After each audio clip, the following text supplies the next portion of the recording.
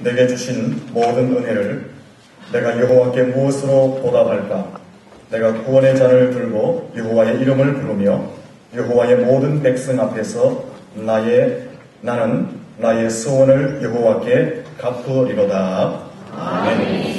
할렐루야. 아멘. 앞뒤자로 축복하며 인사합니다. 잘 되고 있습니다. 더 잘 될 것입니다. 한 번 더 인사할까요? 감사하며 삽시다. 오늘은 공자 선생님의 말씀으로 시작해 보겠습니다.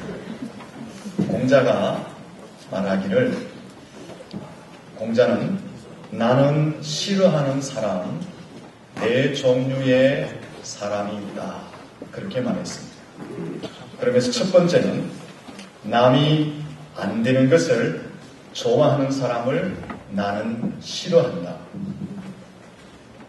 남이 잘 되는 것 보면 배가 아픈 사람을 싫어한다라는 것입니다.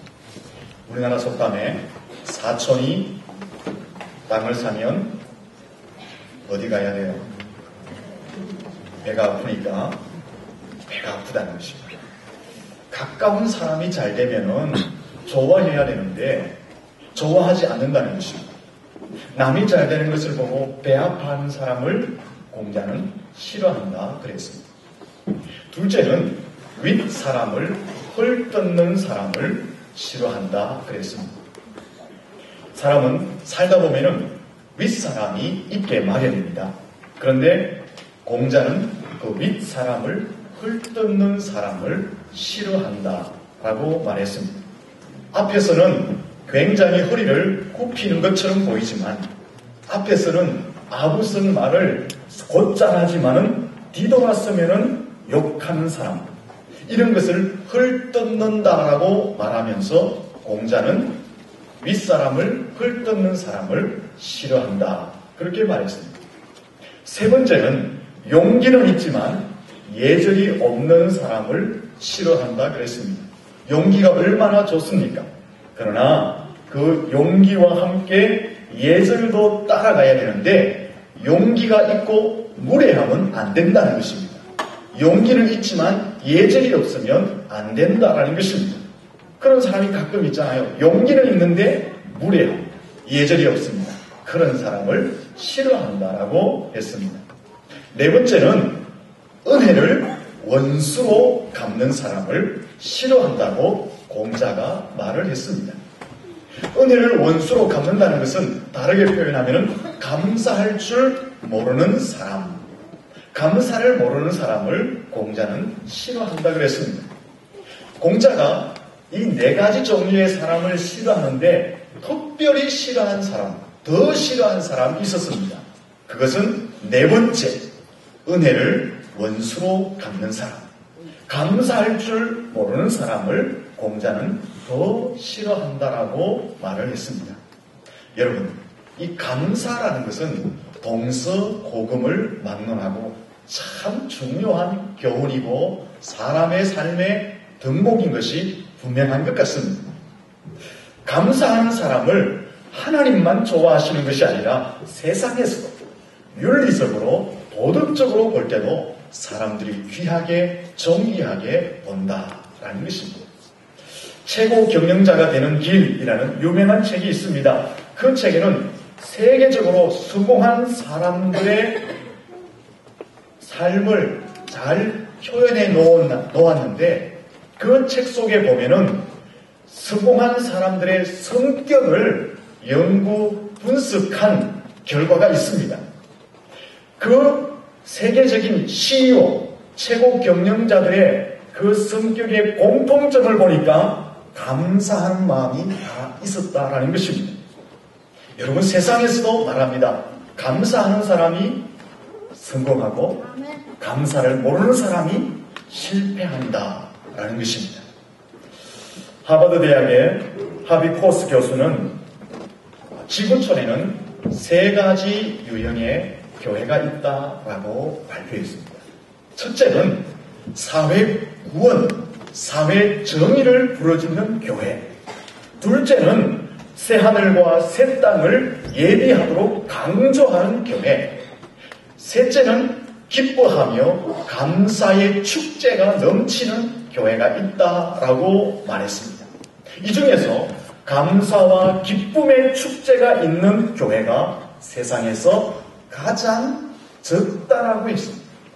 사랑하는 성도들, 우리 교회는 또 여러분의 삶에는 기쁨과 감사의 축제가 언제나 넘치시기를 예수님 이름으로 축복합니다. 그래서 우리 교회가 계속해서 부흥이 되고 여러분의 삶에 하나님의 은혜가 넘치기를 축원합니다. 영국의 역사학자 칼라일은 이런 말을 했습니다.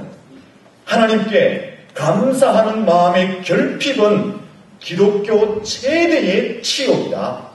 감사가 없는 교회, 감사가 없는 성도는 기독교 최대의 치욕이다라고 말을 했습니다. 윌리엄 라운은 최대의 성자는 누구냐? 고행을 하고 금욕을 하는 것이 아니라 어떤 환경 가운데서도 감사할 줄 아는 사람이 최대의 성자라고 말했습니다. 아멘. 모든 상황을 초월해서 감사할 수 있는 그 사람이 가장 탁월한 기독교인이다라고 말하고 있는 것입니다. 웨슬러는 감사는 성숙한 그리스도인의 표현이라고 했습니다. 여러분이 성숙한 그리스도인이라면 내 삶에는 감사가 풍성하게 나타난다라는 것입니다. 그러면 무엇을 감사해야 될까?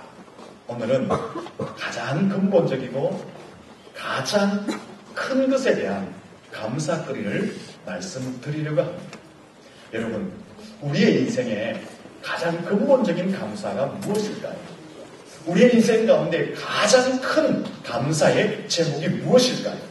물질, 좋은 환경, 좋은 직장, 명예, 힘, 건강, 이 모든 것은 우리에게 감사의 제목들입니다. 그러나 이보다 더 근본적이고 더 큰 감사의 제목은 영원한 생명 얻게 됨인 줄로 믿습니다. 예수 그리스도 안에서 죄 용서함을 받고 영생을 얻는 것이 가장 근본적이고 가장 큰 감사의 제목이 되는 것입니다. 왜냐하면 세상적이고 물질적인 것은 이 땅에서만 유효한 것입니다. 영원한 생명과는 아무런 상관이 없는 것입니다. 하지만 구원은 이 땅에서 뿐만 아니라 영원한 천국에까지 연결되는 영원한 것이기 때문에 구원이, 영원한 생명이 가장 근본적이며 가장 큰 감사의 제목이 되는 것입니다. 아멘. 본문 12절에서 14절 말씀 다윗 왕의 고백을 같이 한번 읽어볼까요? 같이 읽습니다. 내게 주신 모든 은혜를 내가 여호와께 무엇으로 보답할까? 내가 구원의 잔을 들고 여호와의 이름을 부르며 여호와의 모든 백성 앞에서 나는 나의 소원을 여호와께 갚으리로다. 할렐루야. 아멘. 무엇 때문에 감사하며 무엇 때문에 찬양하며 무엇 때문에 소원을 갚겠다고 다윗이 고백하고 있습니까? 구원의 은혜 때문이라고 말하고 있는 것입니다. 다윗은 자신이 하나님께 받은 그 구원이 모든 은혜 가운데 가장 큰 은혜로 보고 그 은혜에 대한 감사와 찬양과 서원을 표현했던 것입니다. 이 시편 116편 전체의 내용은 이런 뜻입니다. 다윗이 온갖 환난과 고난과 고통 속에서 처절한 인생길 가운데서 구원해 주신 하나님의 은혜를 기억하며 하나님께 감사하며 찬양을 드리는 것이 바로 이 116편의 내용의 말씀인 것입니다. 여러분, 구원이라는 말은, 여기 구원이라는 말은 사단과 죽음의 올가미가 얽어매고 지옥의 고통이 엄습해오고 인생의 고난과 고통이 덮쳐올 때에 하나님께서 사단과 죽음의 올가미에서 건져주시고 지옥의 고통에서 해방시켜주시고 인생의 고난과 고통의 늪에서 빠져나오도록 하셨다는 것이 구원이라는 것입니다. 또 여기 구원이라는 것은 모든 가난, 모든 질병, 모든 전쟁, 모든 원수의 손에서 건져주심을 구원이라고 표현하고 있는 것입니다. 이 구원을 신약적으로 표현하면 예수님의 십자가의 은혜로 죄와 죽음과 사단과 지옥의 권세에서부터 영과 육의 완전한 자유와 완전한 구원의 영생의 은총을 주신 것을 구원이라고 말씀하고 있는 것입니다. 다윗은 이 하나님의 구원의 은혜에 감격하여서 감사의 고백을 오늘 본문에서 한 것입니다. 12절 말씀을 보시면 다윗이 내게 주신 모든 은혜를 내가 여호와께 무엇으로 보답할고 고백한 것입니다. 13절에 보면 다윗이 구원의 잔을 들고 여호와의 이름을 높이 부르고 있는 것입니다. 14절에 보면 여호와와 모든 백성 앞에서 내가 하나님 앞에 소원한 것을 반드시 갚아드리겠습니다. 소원한 것을 갚겠다고 그가 고백하고 있는 것입니다. 하나님의 구원이 가슴 속에서 벅차올랐기 때문에 그 구원의 은혜를 이렇게 표현한 것이 바로 다윗의 시편인 것입니다. 여러분, 가장 큰 은혜는 구원의 은혜인 줄로 믿습니다. 가장 근본적이고 가장 큰 감사의 제목이 있다면 바로 하나님께서 예수 그리스도를 통해서 우리를 구속하신 구원의 은혜인 줄로 믿습니다. 마태복음 16장 26절에 보면은 사람이 만일 온 천하를 얻고도 제 목숨을 잃으면 무엇이 유익하리요? 사람이 무엇을 주고 제 목숨을 구원하겠느냐고 말하고 있습니다. 누가복음 12장 20절에 보면은 하나님께서는 부자를 향해서 경고하셨습니다. 어리석은 자여, 오늘 밤 내 영혼을 도로 찾으리니 그러면 내가 준비한 모든 부귀와 영화는 누구의 것이 되겠느냐?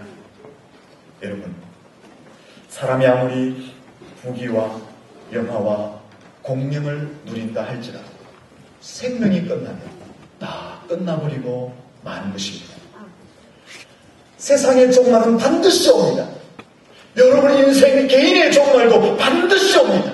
우리의 죽음의 날은 반드시 찾아오게 되는 것입니다. 그때에 여러분들의 손에 쥐고 있는 부귀와 영화와 공명이 여러분의 영원한 생명을 보장해 주지 못한다라는 것입니다. 오직 하나님의 은혜가, 오직 예수 그리스도의 구원의 은혜가 우리의 영원한 생명을 보장해 주시는 줄로 믿습니다. 세계적인 최대 기업을 이루었던 애플사의 최고 경영자 스티븐 잡스, 엄청난 부를 손에 쥐었죠. 그와 함께 그의 영향력은 온 세상에 엄청난 영향력을 끼쳤습니다. 얼마 전에 그는 병으로 죽었습니다. 그의 죽음 앞에 사람들은 많이 슬퍼했습니다. 하지만 안타까운 것은 그는 많은 부를 손에 쥐었지만 기부하는 일에 인색했습니다. 그 안타까운 것은 그는 예수 그리스도 밖에 있었다라는 것입니다. 그의 업적과 그가 한 일은 높이 평가받을 수 있지만 그가 손에 쥔 물질과 그의 업적과 그의 모든 한 일이 하나님 앞에서는 그의 영혼을 책임져 줄 수 없다라는 것입니다.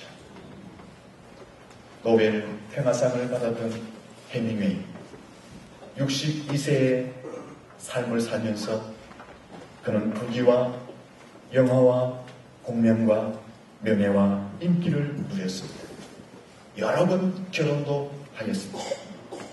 하지만 그는 인생의 마지막 순간에 필라멘트가 끊어진 텅 빈 전구처럼 공허하다.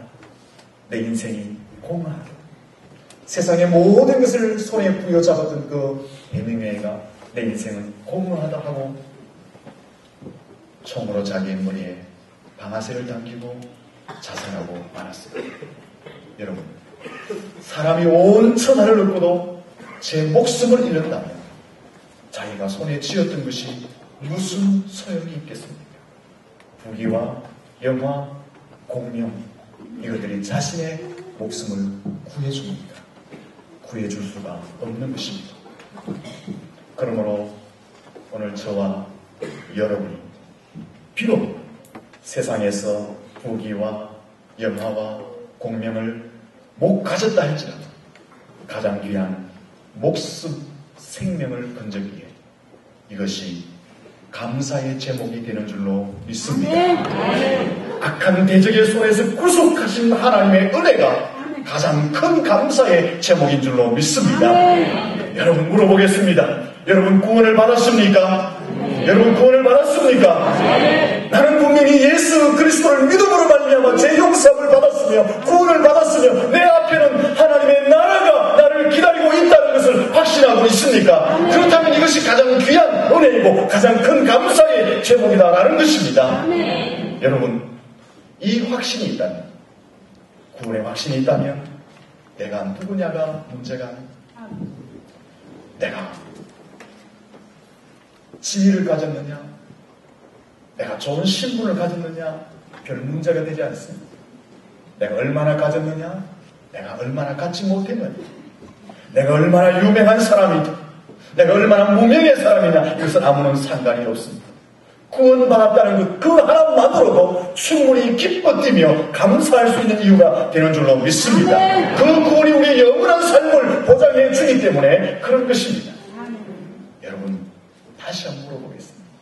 항상 아멘을 이쪽에서 크게, 이쪽 지역은 좀 꺼내겠고, 다시 내가 유념해서 들어보겠습니다. 사랑하는 성도 여러분, 구원의 확신이 있습니까? 그래도 커요. 복을 많이 받으시기 바랍니다. 좀 그래도 있다는 거 있어요. 여러분, 우리가 구원의 확신이 있다면, 내가 구원받은 것이 믿어진다면, 그것만으로도 하나님이 나를 최고의 대우를 해주셨다는 것을 믿을 수 있기를 바랍니다. 세상의 수많은 권력자들에게 주지 않은 그 구원을 나에게 주셨어요. 세상에 얼마나 부자들이 많이 있습니까? 그 부자들에게 주지 않은 그 구원을 하나님이 나에게 주셨습니다. 얼마나 위대한 석학들이 많습니까? 그러나 무명인 나에게 하나님께서 영원한 생명을 주셨습니다. 그 사실만으로도 하나님은 나를 최고의 대우해 주신 줄로 믿습니다. 사랑하는 성도 여러분, 여러분의 삶의 가치를 어떤 직업에, 직장에 두지 마세요. 명성이나 물질이나 인기나 환경으로 여러분의 삶의 가치와 무게를 가늠하지 마십시오. 여러분의 높고 낮음을 세상의 조건들로 가늠하지 마십시오. 이것 하나 놓고 판단할 수 있기를 바랍니다. 하나님이 나를 구원해 주셨는가? 나는 하나님 앞에서 구원을 받았는가? 왜 그렇습니까? 이것이 인생의 가장 근본적인 문제이기 때문에, 이것이 인생에게 주는 가장 큰 은혜이기 때문에 그렇습니다. 사랑하는 성도 여러분, 여러분이 구원을 받았다면 여러분은 가장 존귀한 존재인 줄로 믿습니다. 왜 그렇습니까? 그리스도 안에서 구원을 받은 자는 영원한 삶을 살 수 있기 때문에 그렇습니다. 여러분이 이 구원의 확신을 가지고 있다면 오늘 시편의 다윗처럼 고백할 수 있습니다. 내게 주신 모든 은혜를 여호와 앞에 무엇으로 보답할까? 하나님의 은혜를 무엇으로 보답할까? 그리고 또 이렇게 고백합니다. 구원의 잔을 높이 들고 내가 여호와의 이름을 부를 것이다. 또 이렇게 고백합니다. 내가 하나님 앞에 소원한, 내가 하나님 앞에 고백한 내가 모든 것을 내 인생 가운데 지키며 살 것이다. 다르게 표현하면 내 인생은 하나님의 영광을 위해서, 하나님의 뜻을 위해서, 하나님의 나라를 위해서, 하나님이 세우신 교회를 위해서 내가 살아갈 것이다. 그렇게 고백하게 되는 것입니다. 아멘. 여러분의 고백 가운데 이 감사의 고백이 있기를 축원합니다. 사도 바울은 예수님을 만나고 회심한 이후에 너무나 그 구원의 은혜가 감사해서 자신의 지금까지 살아온 삶을 던져버렸습니다. 자신이 가지고 있던 학벌도, 가문도, 좋은 출신도, 자신의 신분도, 자신의 성공할 수 있는 여러 가지 조건들을 던져버리고 예수님 전가하는 삶을 살았습니다. 그런 예수님을 전가하면서 미움을 받기도 하고, 박해를 받기도 하고, 두들겨 맞기도 하고, 같은 동족으로부터 배신을 당하게 됐습니다. 심지어 같은 예수를 믿는 사람들로부터도 손가락질을 받게 됩니다. 그러다가 감옥에 갇히고 순교의 자리까지 이르게 되었습니다. 하지만 그런 매 순간 하나님 앞에 감사했습니다. 그가 예수 믿기 전에 세상적으로 출세할 수 있는 모든 것을 준비해 두었음에도 불구하고 버리고 예수를 예수를 따르며 예수를 증거하다가 미움을 받고 박해를 받고 두들겨 맞고 옥에 갇히면서 순교하면서까지 감사합니다.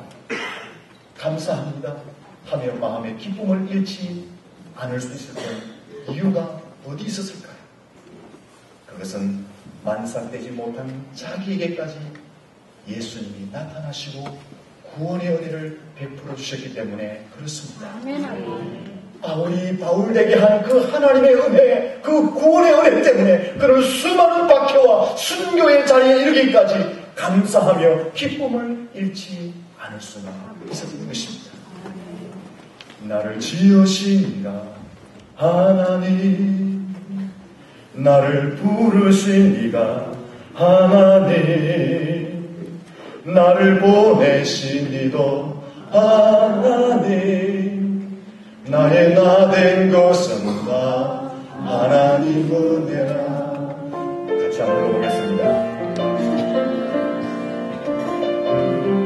하나님의 은혜를 생각하면서 같이 불러보겠습니다. 나를 지으시니라 하나님, 나를 부르시니라 하나님, 나를 보내시니라 하나님, 나의 나의 것은 다 하나님 은혜라. 나의 달려갈 길 따라도 나의 마지막 봄 따라도 나를 부르신 자가 분명하시니 나의 나의 것은 다 하나님 은혜라. 나를 향하네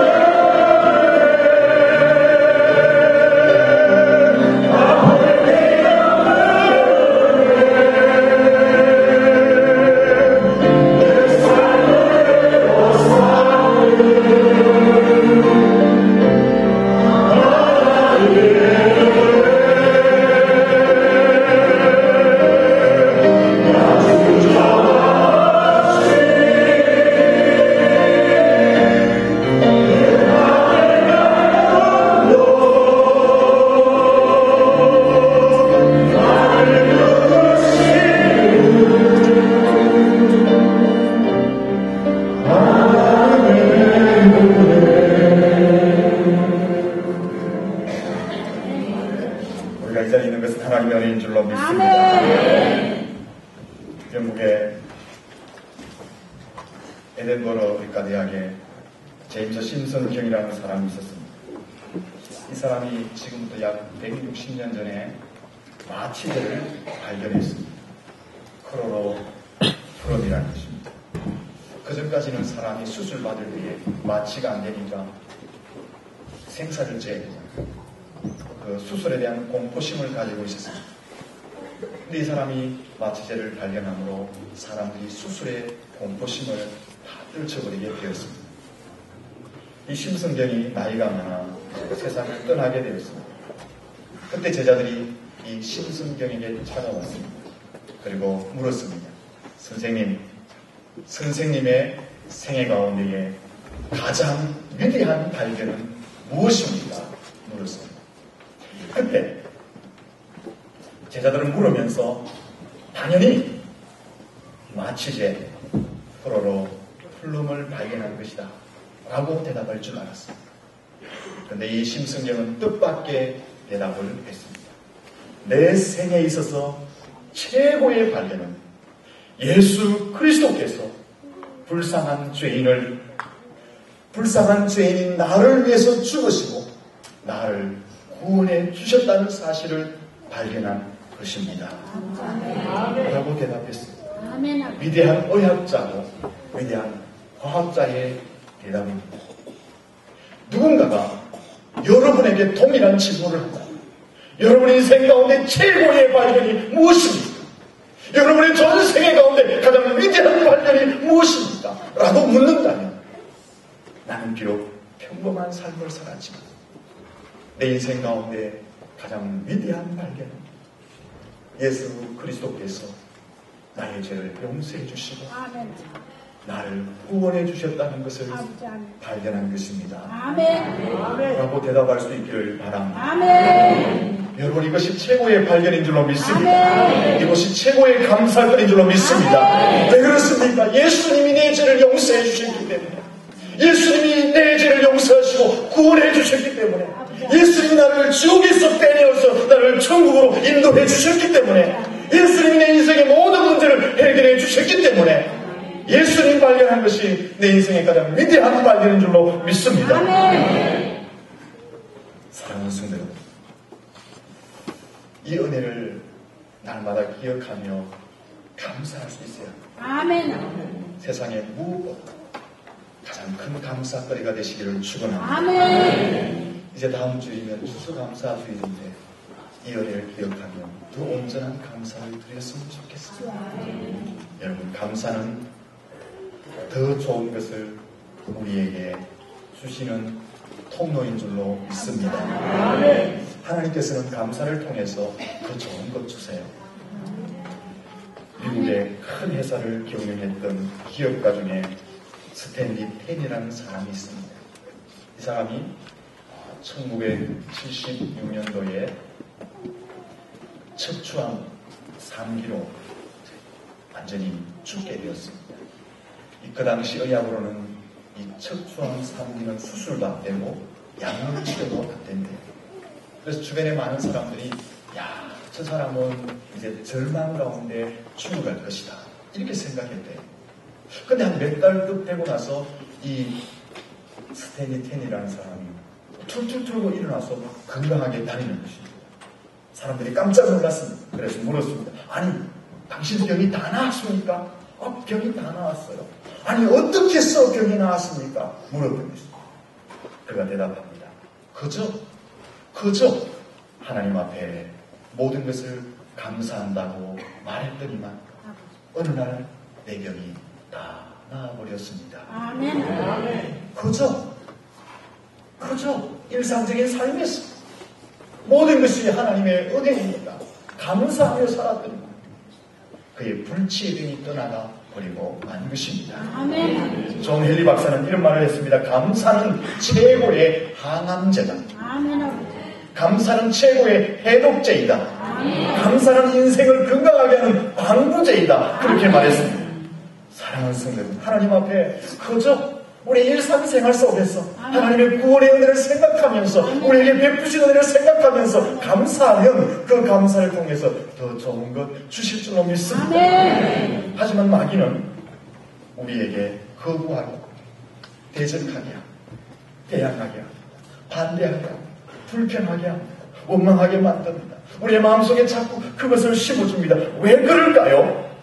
그렇게 되면 축복이 떠나가기 때문에, 그렇게 사로잡히면 망하기 때문에, 그렇게 되면 참혹한 인생을 살아가기 때문에 자꾸만 우리 속에 불평과 원망과 거부와 대적을 집중적으로 심어주고 공격한다라는 것입니다. 이 마귀의 속임수에 넘어가면 안 됩니다. 이런 말씀 드렸습니다. 감사는 수증기와 같다. 감사는 수증기와 같다. 뜨거운 태양이 물 위에 쫙 내리쬐면 그 물이 수증기가 되어서 하늘로 위로 올라갑니다. 그러면 이것이 구름이 됩니다. 그 구름이 큰 물을 이룹니다. 큰 물이 이루어지면 어떻게 됩니까? 땅에 비가 되어서 내려오는 것입니다. 감사로 하나님 앞에 영광을 올려드립니다. 하나님 앞에 감사를 계속해서 올려드리면 이것이 우리의 인생 가운데 축복의 소나기로 내려오게 된다는 것입니다. 감사는 축복의 통로입니다. 감사는 인생을 더 잘되게 합니다. 아멘. 감사는 은혜의 통로입니다. 아멘. 감사는 우리의 인생을 복되게 만드는 비결인 줄로 아멘. 여러분, 가장 근본적이고 가장 큰 은혜의 감사의 제목은 구원입니다. 아멘. 그 구원의 은혜 감사할 뿐 아니라 하나님께서 여러분의 삶에 주신 은혜를 기억하면서 그저 여러분의 일상생활 속에서 감사로 하나님을 영화롭게 하고 그 감사 때문에 여러분의 인생이 더 풍성해지시기를 예수님 이름으로 축원합니다. 기도하겠습니다. 살아계신 하나님